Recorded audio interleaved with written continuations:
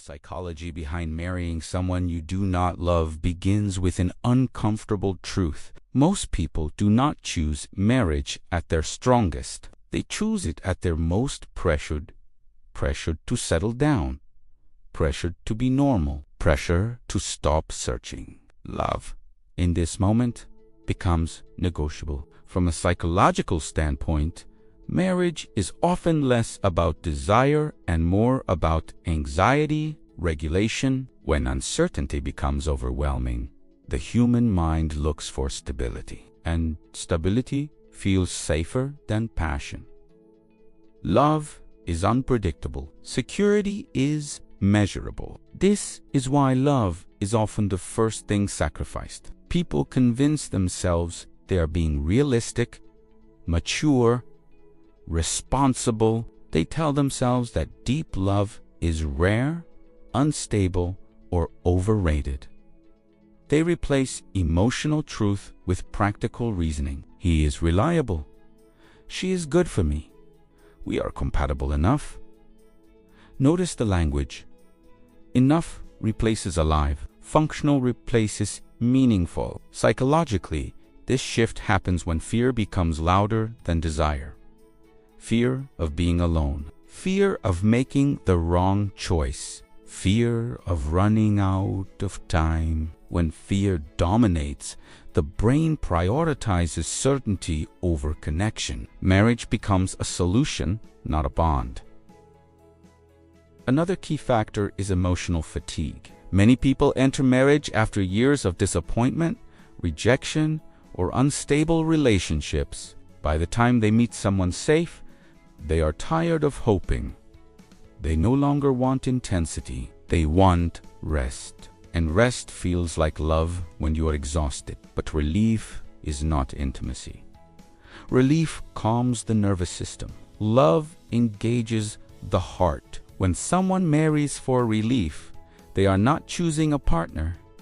They are choosing an emotional shelter. That shelter may feel peaceful at first, but peace without connection eventually turns into numbness. This is where self-deception begins. The mind adapts quickly. It reframes the absence of love as maturity. It dismisses longing as fantasy. It labels desire as childish. This allows the person to move forward without confronting loss. Because admitting you are settling is painful, convincing yourself you are being wise is easier. Psychologically, this is known as cognitive accommodation. The mind reshapes values to match decisions already made. Once the commitment happens, the brain protects it by lowering expectations. That is why many people say, years later, I didn't realize it at the time. They were not lying. They were adapting. But adaptation has a cost. Love is not just an emotion.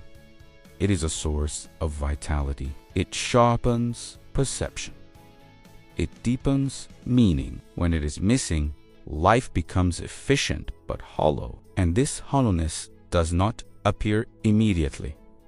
It appears slowly, in quiet moments, in unspoken dissatisfaction, in the sense that something essential was traded for something acceptable. This is the foundation of loveless marriage psychology. Not cruelty, not betrayal, not selfishness, but fear disguised as responsibility. Until this fear is acknowledged, people will continue to choose stability over truth, relief over resonance, and safety over love, while telling themselves they made the right decision. And that is how a life can look complete on the outside, yet feel unfinished on the inside. One of the strongest psychological forces driving loveless marriages is not loneliness itself, but the fear of falling behind. This fear is subtle, social, and relentless. People rarely wake up one day and decide to marry without love. Instead, they slowly absorb an invisible timeline. By a certain age, they believe they should be married. Their peers are settling down. Families are asking questions. Social media is full of milestones, and suddenly love feels like a luxury. Psychologically, humans are deeply sensitive to social comparison. When others around us move forward, the brain interprets staying still as danger. Not emotional danger, social danger. Falling behind feels like exclusion. Exclusion feels like failure. So the pressure intensifies. At this point, the question shifts. It is no longer do I love this person. It becomes, what if this is my last chance? Fear replaces desire. This fear is powerful because it attacks identity. Being unmarried past a certain point is often framed as something being wrong. People internalize the idea that waiting equals deficiency. So they compromise. They lower emotional standards. They silence doubt. They convince themselves attraction will grow later. This is not stupidity. It is survival psychology. The brain prioritizes belonging over fulfillment. Being chosen feels safer than choosing correctly. Another factor is public visibility. Commitment is rewarded with praise. Engagements receive validation. Marriage signals success. People who wait quietly are rarely celebrated. So individuals choose relationships that are socially legible, even if they are emotionally empty. This creates a powerful illusion. From the outside, the decision looks right. From the inside, something feels off. But leaving would mean admitting you rushed. It would mean confronting the fear you tried to escape. So peoply, stay and call it stability. Fear of being left behind also distorts perception. A partner who is merely compatible begins to feel precious because scarcity magnifies value. The mind starts protecting the relationship, not because it is fulfilling, but because losing it would confirm the fear. This is why many people defend loveless marriages so strongly. They are not defending the relationship, they are defending their place in the world. Psychologically, this is a trap, because a life chosen to avoid embarrassment or comparison is not a life chosen from truth. It is a life chosen under pressure. And pressure does not disappear after marriage. It simply moves inward. What begins as fear of being left behind becomes quiet resentment, then emotional withdrawal, then the slow realization that you chose timing over connection. Love does not disappear because people are incapable of it. It disappears because fear convinces them they cannot afford to wait for it. And once fear becomes the foundation of commitment, the relationship carries that tension forever. This is why so many people feel lonely inside marriages. They are not alone physically. They are alone emotionally, because the relationship was built to escape fear, not to express love. And fear, once allowed to decide for you, never truly leaves. It just changes shape.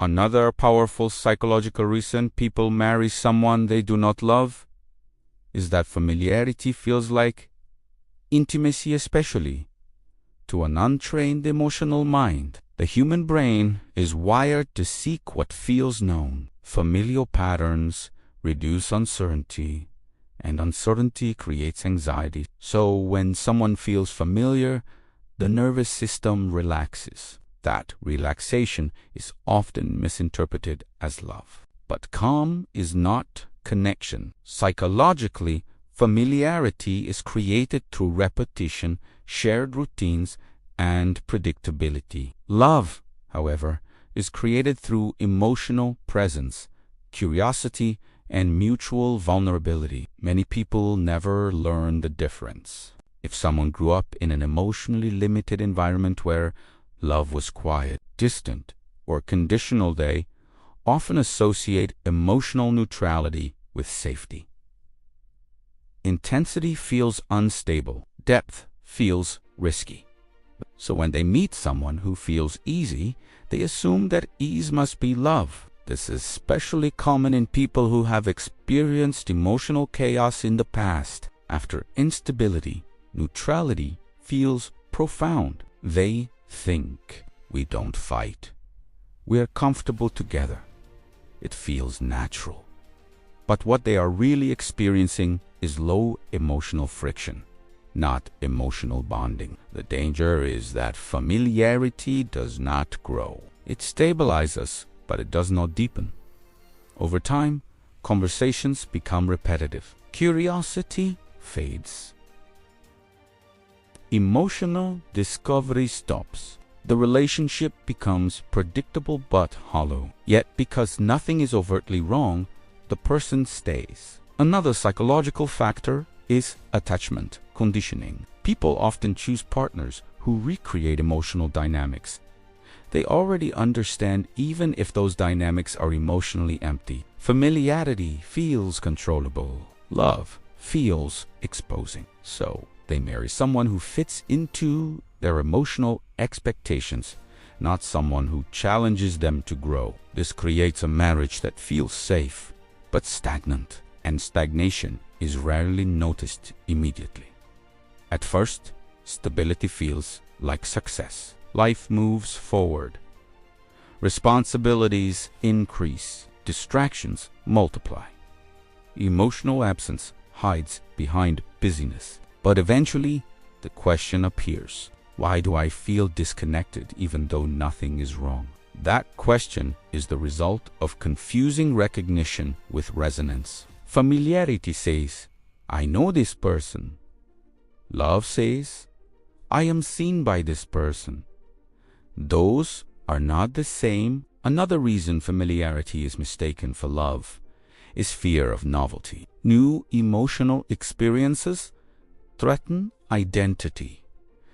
They require adaptation. They demand honesty. For many people, that feels exhausting. So they choose the relationship that fits neatly into their existing life, rather than one that transforms it. Transformation is uncomfortable. Familiarity is manageable, but manageability is not fulfillment. Psychologically, humans can endure emotional absence for long periods if the structure of life remains intact. This is why people stay married for decades without love. They are not suffering constantly. They are simply not fully alive. They mistake the absence of pain for the presence of meaning. This confusion is subtle and socially reinforced. Society praises stability far more than emotional depth. A predictable marriage is celebrated. A passionate but uncertain one is questioned. So people trust familiarity until one day familiarity feels like distance. And by then, the cost of leaving feels greater than the cost of staying. This is the quiet psychology behind many loveless marriages. Not hatred, not conflict, but comfort mistaken for connection. And once that confusion is normalized, love becomes something people believe they outgrow when, in reality, it is something they never learned how to recognize. Another deeply rooted psychological reason people marry someone they do not love is the need for approval. Not love, not connection. Approval.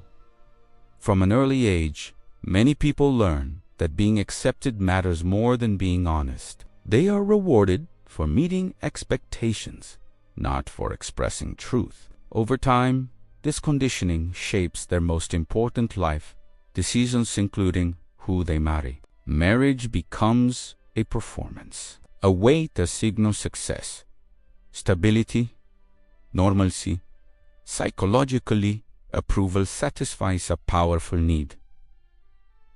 Belonging. When people fear rejection by family, culture, or peers, they prioritize choices that will be validated externally, even if those choices feel wrong internally. So they choose the right partner, the one their family approves of, the one who looks good on paper, the one who fits the narrative. Emotional honesty becomes inconvenient. They tell themselves, love isn't everything. This is what mature people do. My feelings will adjust.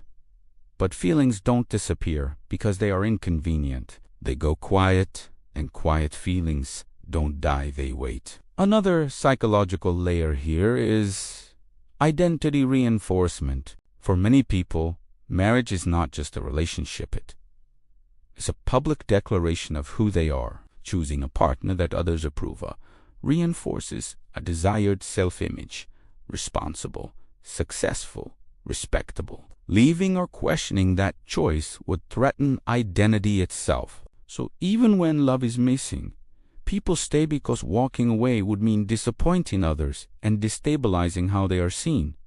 Psychologically, this creates a split. Externally, life looks correct. Internally, something feels false. That internal falseness creates chronic tension. The person begins to suppress emotional signals to maintain alignment with external expectations. Over time, this suppression becomes automatic. They stop asking, "What do I feel?" and start asking, "What is expected of me?" This is how emotional honesty is slowly replaced by social compliance. Another reason approval overrides love is fear of judgment. Choosing love often requires defending it, explaining it, standing alone in it. For people who fear conflict or disapproval, that feels unbearable. So they choose the option that requires the least explanation. Approval becomes peace. Peace becomes priority. Love becomes optional. But peace built on self-betrayal is fragile. It holds as long as emotions stay muted. The moment's desire resurfaces through boredom, resentment, or unexpected attraction. In a conflict returns, people in approval-based marriages often feel a strange guilt for wanting more. They feel selfish for desiring depth, ungrateful for feeling empty, because everyone else sees their relationship as a success. This creates emotional isolation. You cannot speak openly about dissatisfaction when the world believes you are lucky, so you endure. Psychologically, this endurance is costly. It trains the mind to ignore inner truth. And when inner truth is ignored long enough, people lose trust in themselves. They stop believing their feelings are valid. They stop believing they deserve alignment. They stop believing love is necessary. This is why approval-driven marriages are so resilient and so hollow. They are protected by praise, maintained by expectation, sustained by fear of judgment. But beneath the surface, something essential is missing. Because approval can validate a life, but it cannot fulfill one. And when people choose approval over emotional honesty, they don't just marry someone they don't love. They slowly disconnect from themselves. Another critical psychological reason people marry someone they do not love is the belief that waiting is the same as failing. This belief does not come from within, it is learned. Modern culture treats life like a race. There are timelines for everything: education, career, marriage, children. Falling behind these milestones creates anxiety, shame, and the feeling that something is wrong with you. So when love does not arrive on schedule, people panic. Psychologically, panic narrows perception. Under pressure, the brain shifts from exploration to containment. Instead of asking, "What do I truly want?" the question becomes, "What can I secure right now?" This is how settling begins. Waiting requires confidence. Settling requires fear. People who equate waiting with failure are often deeply afraid of being judged. They internalize social expectations so thoroughly that deviation feels dangerous.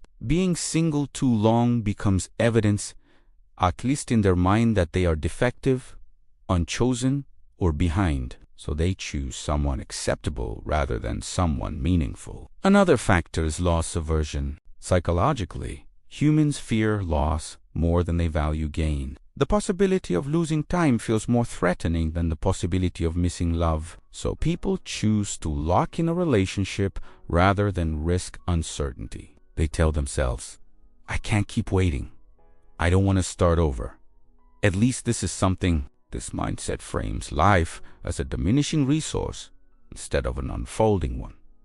Waiting is no longer seen as discernment. It is seen as risk, and risk feels irresponsible. Another layer is exhaustion. After years of dating, disappointment, and emotional effort, people become tired. They stop trusting the process.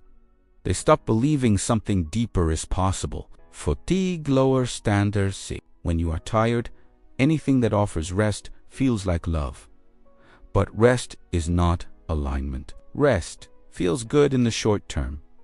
Misalignment reveals itself in the long term. People who settle because waiting feels like failure often realize years later that they were not afraid of being alone, they were afraid of being perceived as left behind. This fear creates a false urgency, and urgency is a terrible foundation for marriage. Marriage chosen under urgency becomes a solution to anxiety, not an expression of desire. The relationship is asked to calm fear rather than inspire connection. That is an impossible role. Over time, the relationship feels heavy. Responsibility replaces romance. Duty replaces joy. Emotional distance grows not because anyone did anything wrong, but because the foundation was built on pressure. Waiting, in reality, is not failure. Waiting is discernment. Waiting is self-trust. Waiting is refusing to trade truth for comfort. But when society teaches that waiting equals weakness, people rush. And rushing creates marriages that look complete but feel unfinished. This is why settling often feels reasonable at the time and devastating in retrospect. Not because love was impossible, but because fear convinced them they were out of time. Another critical psychological reason people marry someone they do not love is the belief that waiting is the same as failing. This belief does not come from within, it is learned. Modern culture treats life like a race. There are timelines for everything: education, career, marriage, children. Falling behind these milestones creates anxiety, shame, and a feeling that something is wrong with you. So when love does not arrive on schedule, people panic. Psychologically, panic narrows perception. Under pressure, the brain shifts from exploration to containment. Instead of asking, "What do I truly want?" the question becomes, "What can I secure right now?" This is how settling begins. Waiting requires confidence. Settling requires fear. People who equate waiting with failure are often deeply afraid of being judged. They internalize social expectations so thoroughly that deviation feels dangerous. Being single too long becomes evidence, at least in their mind, that they are defective, unchosen, or behind. So they choose someone acceptable rather than someone meaningful. Another factor is loss aversion. Psychologically, humans fear loss more than they value gain. The possibility of losing time feels more threatening than the possibility of missing love. So people choose to lock in a relationship rather than risk uncertainty. They tell themselves, "I can't keep waiting. I don't want to start over. At least this is something." This mindset frames life as a diminishing resource instead of an unfolding one. Waiting is no longer seen as discernment. It is seen as risk, and risk feels irresponsible. Another layer is exhaustion. After years of dating, disappointment, and emotional effort, people become tired. They stop trusting the process. They stop believing something deeper is possible. Fatigue lowers standards. When you are tired, anything that offers rest feels like love. But rest is not alignment. Rest feels good in the short term. Misalignment reveals itself in the long term. People who settle because waiting feels like failure often realize years later that they were not afraid of being alone, they were afraid of being perceived as left behind. This fear creates a false urgency, and urgency is a terrible foundation for marriage. Marriage chosen under urgency, becomes a solution to anxiety, not an expression of desire. The relationship is asked to calm fear rather than inspire connection.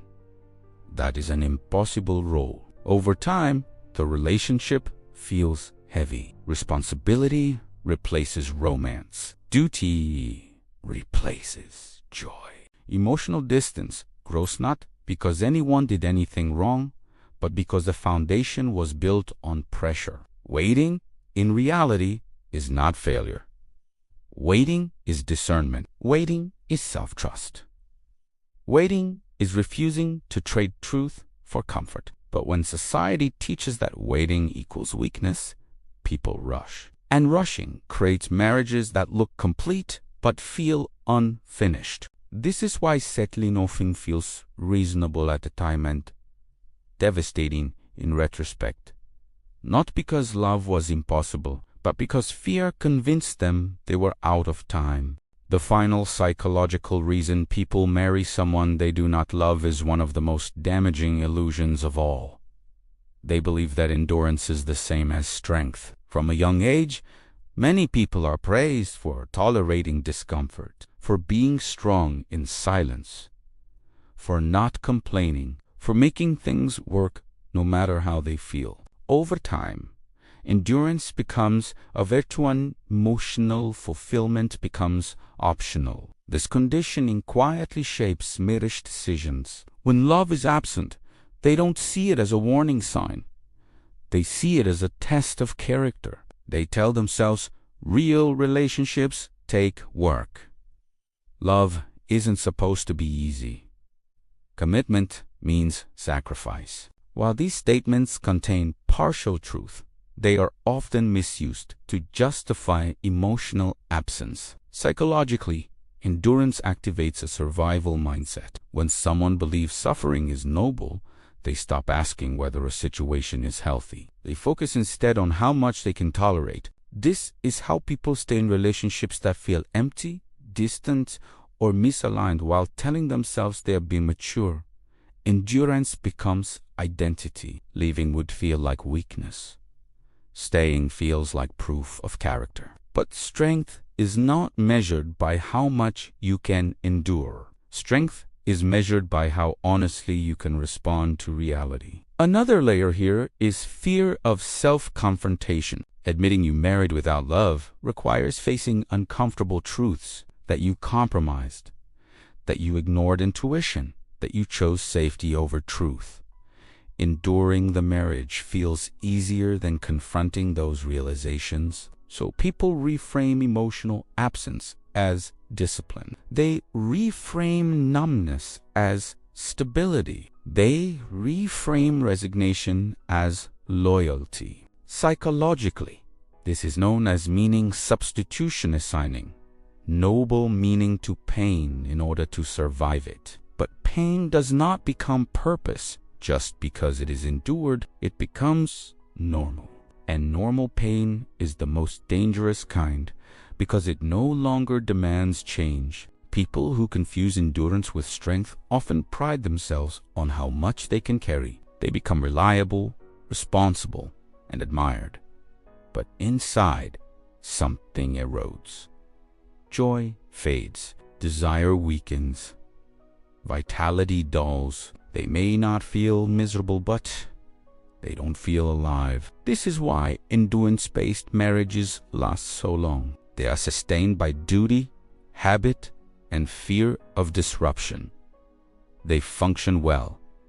They rarely implode, but they slowly disconnect the individual from their emotional core. Strength, psychologically, is not about staying no matter the cost. Strength is about responding truthfully when something essential is missing. It takes far more courage to admit misalignment than to endure it. It takes far more strength to choose emotional honesty than to tolerate emptiness. It takes far more resilience to change direction than to stay still. Endurance without love is not strength. It is emotional paralysis dressed as virtue. And when people finally reach the end of their endurance, often decades later, they realized something painful. They were strong enough to survive the marriage, but not brave enough to choose themselves within it. This is the final psychological pattern behind loveless marriages. Not weakness, not selfishness, but a deep misunderstanding of what strength actually is. Because true strength does not ask, "How much can I endure?" It asks, "Is this life aligned with who I am?" And when that question is ignored long enough, endurance becomes the very thing that keeps people from ever experiencing love at all.